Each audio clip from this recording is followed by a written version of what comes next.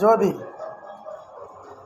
எப்படியா கூதி நார கூதி lawyer கூதி lawyer தானே நீ என் மேலே கேஸ் போடு.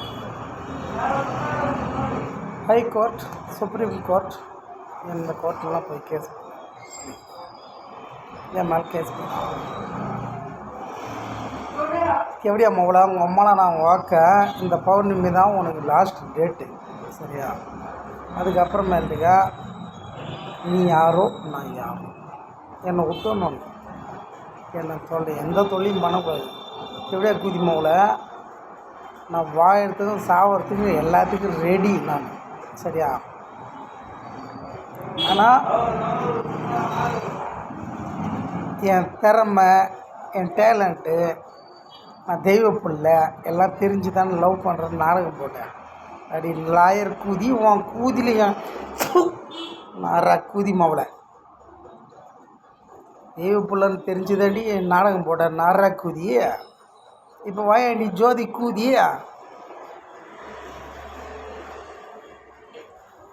துரடி ஜெயமம்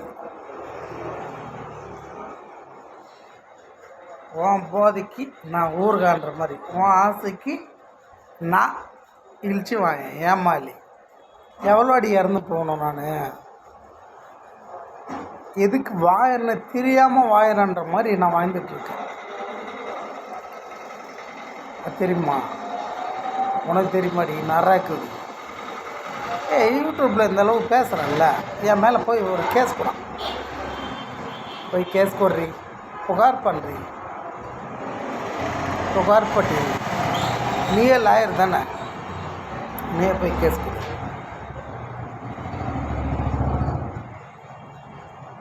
உனக்கு எனக்கு ஒத்து வராது. தேவையான உங்கள் அம்மாவை நான் வாக்க படித்த நீ எங்கே படிக்காத நான் எங்கே அழகாக இருக்க நீ எங்கே என் மூஞ்சி எனக்கே பிடிக்கல என் தொழில் என் வேலை.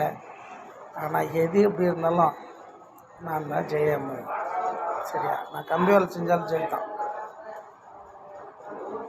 கம்பீரமாக இருப்பான்.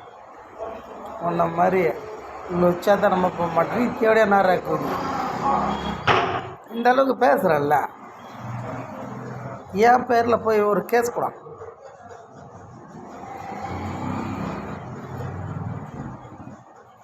கேஸ் கொடுறி.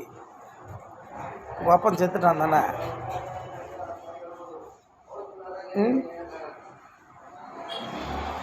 என் அம்மா செத்துட்டாங்க. உன் அப்பனை வச்சு தானே பிளாக்மெயில் பண்ணேன்.